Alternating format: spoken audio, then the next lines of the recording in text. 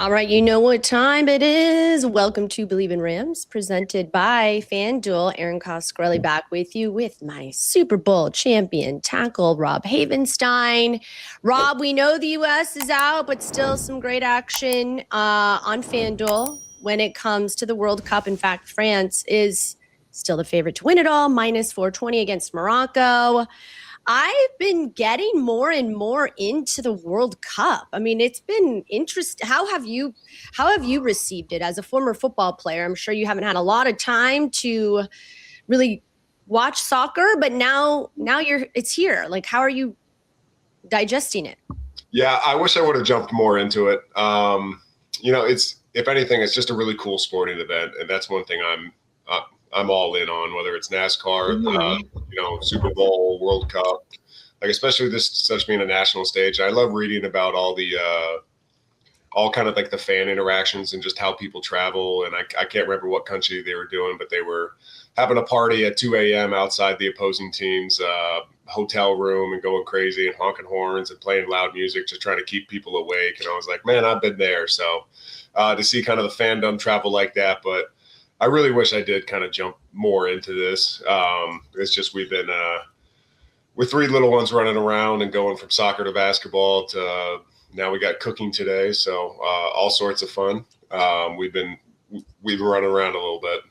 Yeah, I was gonna ask how, we have, I think, less than 20 days till training camp gets underway for the Los Angeles Rams. The third year they're hosting it at LMU, July 27th. There are, I believe, tickets still available if you want to try to go to training camp, guys, at home. But yeah, you won't be there. First time in 12 years. Yep. You retired. You're with the team for 11 years. Yeah, I wanted to do like a check on you. How's it going? So you've got three little ones running around, and you've no more summer vacations. Are you dialed in? You staying where you're at? No, we got a couple trips planned. Okay. Got to make the most of it while we're here. Actually leaving for Michigan tomorrow. Oh, nice. Yep. So we'll be driving over there. My uncle's got a place out there. Get to see some of my side of the family and hang out at the lake. And honestly, sounded like a wonderful idea. About 4 weeks ago, my 5-year-old broke her elbow in two spots. And so actually was at Disneyland too. It wasn't even really that cool of a story. It just kind of fell and broke it. But luckily we were still in California. So the Rams docs kind of got me hooked up and got her all fixed up and casted up. But she now has it off. And so, wow. She got like a splint on right now, but she is cleared for the water, so pretty much anything we do is just basically now pushing her into the water because she's a fish, and that was the first thing for her to not have to swim, and that took a lot of convincing, a lot of tears. So, she's like, why? This is my natural habitat. It's summer, Mom. It's summer, Dad. Get me in the water. Yeah. It's summer. It's hot. I mean, she had the little sleeve on her arm that you get for like post surgery to take a shower and stuff, but she was far too trusting with that thing because she would have jumped right into the pool, right into the lake if we would have let her. I'm like, not really quite how it works. So let's pull back. When it comes off, you'll go crazy. So. Oh my gosh! Did you tell her? Her name's Lucy, right? Yep, Lucy. Did you tell Lucy, hey, Lucy, I know how you feel? Oh yeah. Because various injuries, playing a contact sport. Do your kids? Do they know what you did, what you do for, like, do they know how big of a deal that is, or not really yet? The 7-year-old, my oldest Bria, she's kind of put it together every now and again, because every now and again she'll meet like a kid in her class or a kid around, just be like, wait, your dad plays for the Rams? And she'll be like, yeah. Like, yeah, because she doesn't think it's a big deal, right? Because she's like, that's what I know. Yeah, it's just what I know. And then she meets a lot of the other a lot of my teammates, her kids and their dads obviously play for the Rams. So it's like, it's just kind of what everyone does. You just play professional football and get to play for the Rams, one of the best organizations out there, and have a lot of fun doing it. You get to go to the Christmas parties, the Halloween parties, so many parties. And the Rams do a fantastic job with that. So she's just it's kind of normal to her. But the 3-year-old, No chance. 3-year-old got no chance. The 5-year-old kind of gets it a little bit, and then my 7-year-old is starting to kind of piece things together. But even when I was talking to Lucy about like my experiences with injuries and not being able to get wet and shower and all that, you know, she's 5, she doesn't care. You know what I mean? So it's probably a daughter-dad dynamic that quite hasn't gotten to that point of empathy. It's just, I want to swim. Yeah, exactly. I don't care your experience. It doesn't matter. Put me in the water, coach. Well, it's so funny because, you know, you get it all the time, but us as fans and observers of the game, we think it's really special, right? So your daughter goes to school and her, you know, the kids in school are like, wait, then they find out you're a 6'8" offensive tackle. One thing we know for sure, guys at home, no one's messing with any of Rob's kids. That's just period, the end. Okay. So that's amazing. But I'm glad you guys are having a fun summer so far. It's seriously flown by because, as mentioned, we're almost into training camp. Like there are a few friends that are asking, hey, do you want to go here? Do you want to go there? And I'm like, I can't go. I was trying to kick around a trip to some places in Europe. And a couple of friends had said, hey, we have a thing. You should stay here, stay with us, this and that. And I'm like, I should probably take advantage of that when someone offers a great place to enjoy your summer European travels. And then I realized, I'm like, but what if news breaks? And then Erin, something happens. I'm like, I'm in the air for 8 hours, 10 hours, 12 hours. I'm like, I don't know. I'm still trying to work it out, but it's just crazy that summer is literally almost over, at least for us here in the NFL world. So, okay. You know, since it's not the season, it hasn't officially started. We've got a couple more months for that, guys. You know, you peruse sort of the blogs and the podcasts. I like to see what people are saying, which, by the way, folks at home, if you find yourself curious, maybe check out our socials, write us a little comment. Are you curious to, do you have a question for Rob? Always feel free to share your thoughts. We're always reading sort of what people are saying. Yeah. They really love you, Rob. If you go on the YouTube pages, like the fans are obsessed with you. So that's nice. But I was checking out, this is really interesting. So this is the 7th year in a row that ESPN gets this ranking from executives, coaches, and scouts. And so they just recently released, and they're doing it as a series, which is very clever, but they're doing it by position. So who do you think got the number 1 ranked NFL edge rusher for 2026 title? Who do you think that could have been, maybe? Okay, so who's voting on this? The players are It's on ESPN, and voters give their own top 10 players at a position. Then ESPN compiles the results and rank the candidates based on the number of top 10 votes. Okay. So more than 70 voters submitted a ballot. And additional voting, follow-up calls. Oh, well, that's just like... Anyways, I went on ESPN. It's just interesting because there's a couple of positions you might find surprising. But yeah, who do you think got the top spot for 2026 NFL edge rusher? I mean, it's got to be Myles, right? Ding, ding, ding. I was going to say, yeah. I mean, that's reigning defensive player of the year. That's... That I don't think that one would shock anybody. And I know we've said it on podcast past, but as it starts inching closer and training camp starts coming around, man, I just can't wait to see what he does on the Rams football field. I mean, the offense is going to be churning some games. He's going to have a lead. He's going to be able to kind of pin his ears back and just go get the quarterback, knowing that they have to throw. And obviously he's been in positions like that in Cleveland, but I hope that there's more opportunities here playing with the Rams. And so I hope that's a marriage that comes to fruition. And I just can't wait to watch, and so I just had to get that out there. But yep, keep going with the list. Let me see if I can nail this now that I got the gist of it here. Well, no, it was just the top 10. I'm just perusing the big headlines during the offseason and thought I'd catch you. But yeah, of course, you nailed it. Myles Garrett gets the top spot. But, the other thing that's very interesting, and you blocked for him, obviously, they did a running backs top 10. And while Pro Football Focus solidified Williams as a top 10 running back in the league, which feels like a no-brainer. This ESPN survey did not. He didn't even crack the top 10. So my question for you is, do you feel like Rams running back Kyren Williams still sort of doesn't get the same respect and, reverence? I was getting a call. Sorry about that. But I'm a little surprised, but I feel like their feelings about Kyren are so mixed. Why do you think it's mixed when it comes to Kyren?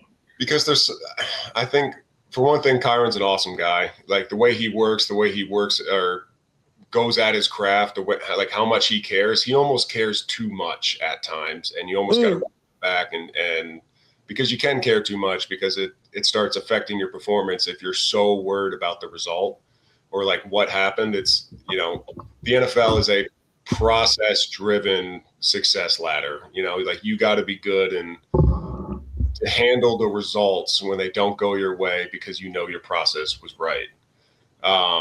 And so the way he cares, the way he works, he's been criminally underrated a lot of his career, but that's since 2021. He's never really been the big name of the Rams offense. He's just year after year, just churned out yards, touchdowns, doing the little stuff, the pass protection the right way. But he's always had a Matthew Stafford as like the big headliner.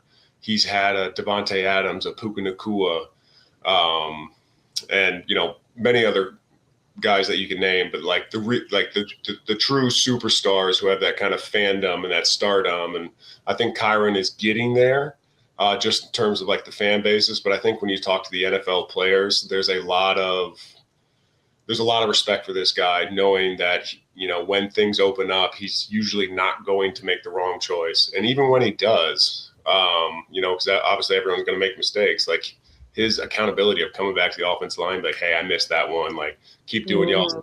I'm going to get it right.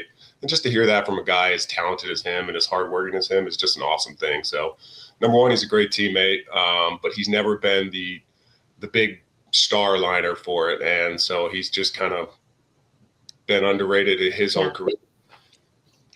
Feels like the same kind of story for Matthew Stafford last year when people were debating whether or not he even belonged in the conversation of MVP. Yeah. You're shaking your head. No, there was a clear winner. And, a lot of people were talking Drake May as, possibly becoming the MVP. But what Matthew did was, it was a special season. Everyone talked about, the little 1 yard touchdown passes to Devontae, but if that was if anybody could do it, then anybody would be doing it. And so it's like their connection, their work. It's you still got to put the ball in the right spot. He's throwing no looks on the goal line versus at Seattle where he's got to thread it through an unblocked defender and just doing kind of ridiculous things like that. Where that whole conversation just really kind of irked me. It really did, because they're trying to take take his flowers, and he worked for it. He earned it. He grinded. He did it on the field. Like there's actual film that you can go back and look at. And there should be a clear winner to this, let alone if you look at just the numbers alone. But they were always trying to poke holes in that whole campaign. I love the argument, which is kind of what you said too. It's like, so Matthew Stafford should be punished because Puka Nacua is his wide receiver, Sean McVay is his coach, Devontae Adams is the other receiver. Like, so the game still goes through the quarterback. You still have to be able to get them the ball, So I always found that argument. Okay, so now you're going to just punish someone because they're surrounded by other elite talent when, and I think the other thing could be that maybe the NFL or the fans prefer a more mobile type quarterback, like a Josh Allen or a Lamar or a Drake, someone that's more dynamic, if you will, when it comes to throwing and running. But Stafford doesn't need to do it to get touchdowns, guys. So, No, that's honestly very interesting you said that, because I mean, that kind of old school pure pocket passer, and the presence to either hit a check down or throw an incomplete. It's not all right, tuck it and run and try to get what you can. It's like that old school quarterback is kind of dying. I mean, there's not very many college guys out there coming through the league where they're like, yeah, he doesn't really have the juice or the legs. And, obviously Stafford can turn the burners on every now and again when he has to, but, he's going to be feeling that for a couple of days after. And, he's going into year 18, obviously, so he's not looking to take hits. He doesn't have to. And with the way him and Sean think about the offense is the ball, depending on what defense there should be a good place for the ball. Whether it is a check down or something like that, hey, we're running routes into a bad concept, like the check down's the answer. Okay, great. Then we'll just do that. Or somebody happens to win and Matthew's got all the arm talent in the world to make that throw. And so, like you said, he doesn't need to do it. But it is interesting kind of seeing there's really nobody new and up and coming that is that true pocket passer where they're going to sit and stand and then not take off when things get a little hairy. I mean, it just feels like smart business. Don't get me wrong. I think having a dual threat QB obviously lends itself to, having options.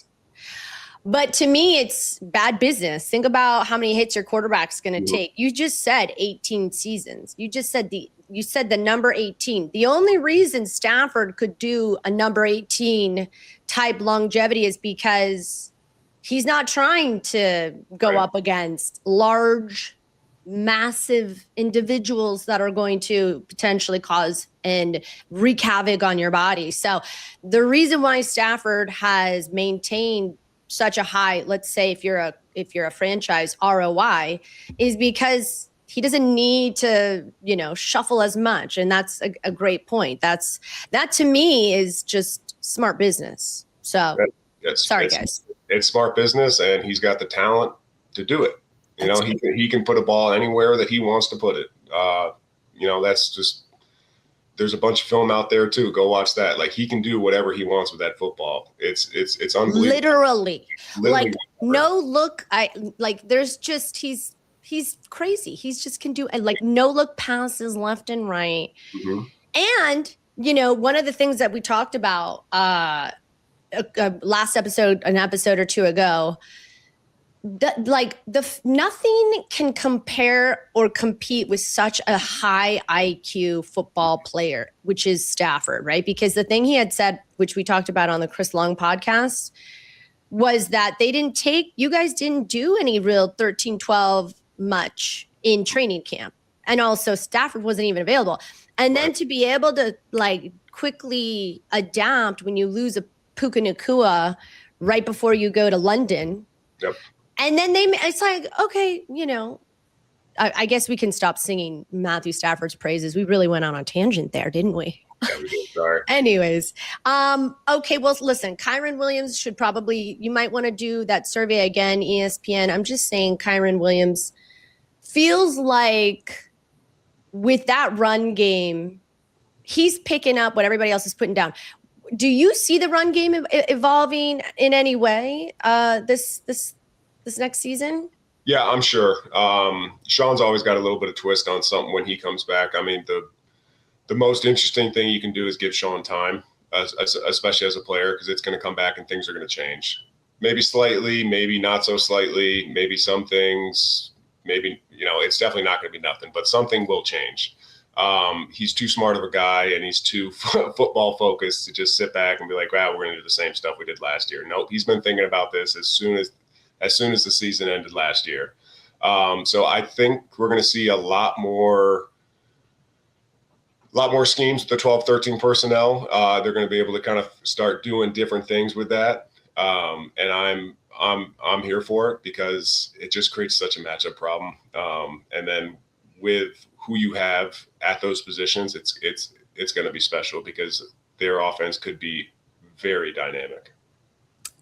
You chuckled when you said he's always thinking about football.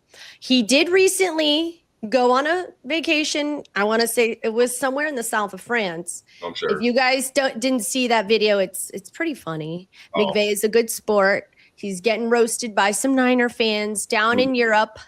But you chuckle because that's a great. Does he even take a vacation and really vacay? Like, does he? How does he do it all? Is my question. Oh man, I don't know. He's got the energy for it. He's got the temperament for it. I think I've talked about it in the past where he's kind of evolved with his, as his family grew and like kind of prioritizing different things. And I'm sure there is definitely times for family, times for his kids. But just knowing Sean for these 9 years we were together.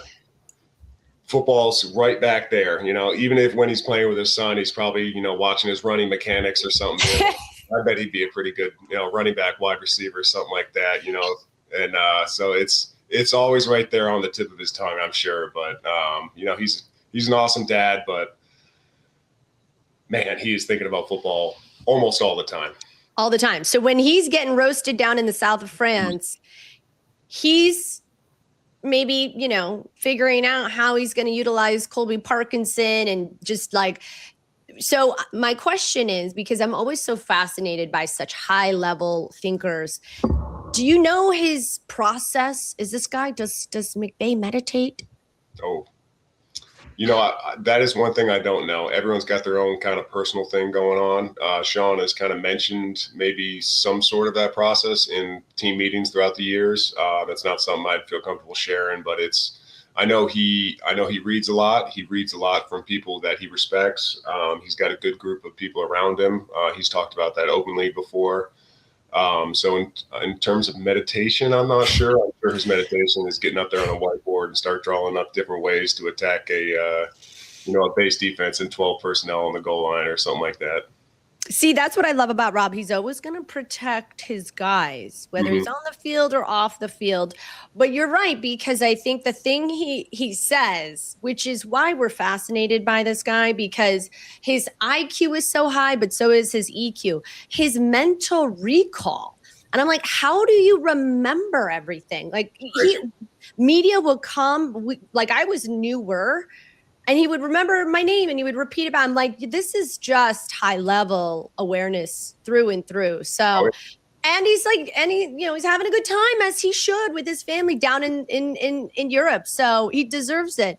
It's just amazing to hear from outside, especially, hearing from you, how well insulated all those players are in terms of mind, body, spirit. So it's good. Don't reveal too much. Appreciate the respect, but it is funny to see how sort of everyone is just doing things really well in the Rams front office. Really quickly, and I know we're pretty much out of time, but speaking of McVay and listening to these other podcasts, of course, one of the conversations was the trends that they believe will define the 2026 NFL season. McVay obviously was brought up in that conversation, but some of the reasons why this was an interesting talking point was because how the Rams have stayed ahead of the curve, and they're not worried about copycats. But do you see, when you think of ahead of the curve and the Rams trying to be more innovative, like where do you see that being applied this season? I don't want to give too much away. But I think because we have talked in podcasts past about Sean's offense being complicated, but it's complicated on the outside. There's a lot of stuff for people to learn, but Sean does an amazing job. He really puts a lot of work into trying to make everything look the same.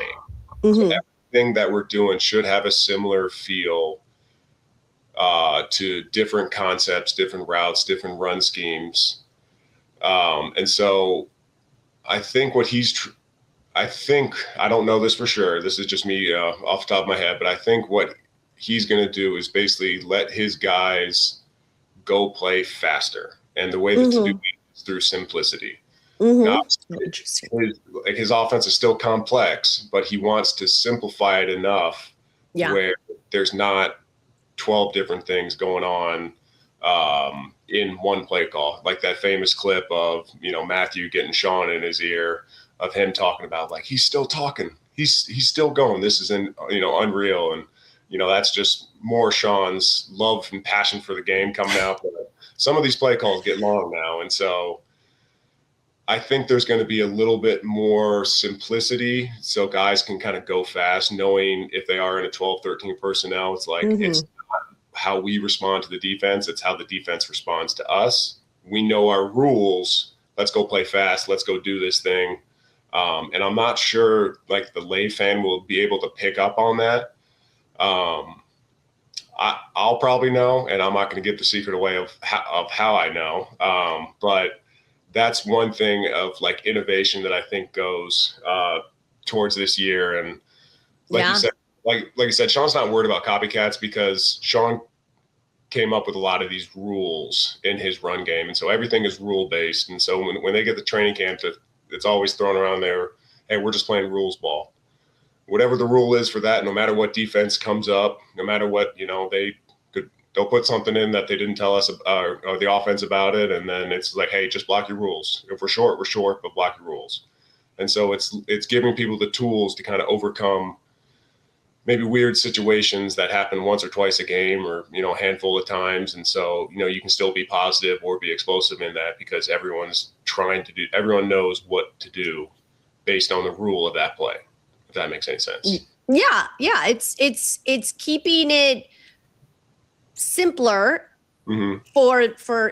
but also I think it becomes complex to the outside perspective, but to the advantage is trying to keep it simple. I mean, that was discussed. That was one of the points. One of the questions asked on the podcast was, is up tempo the next curveball McVay will throw at defenses, and does the Kliff Kingsbury sort of tie up his, does the Kliff Kingsbury addition sort of give a tip that we might see more up tempo this season?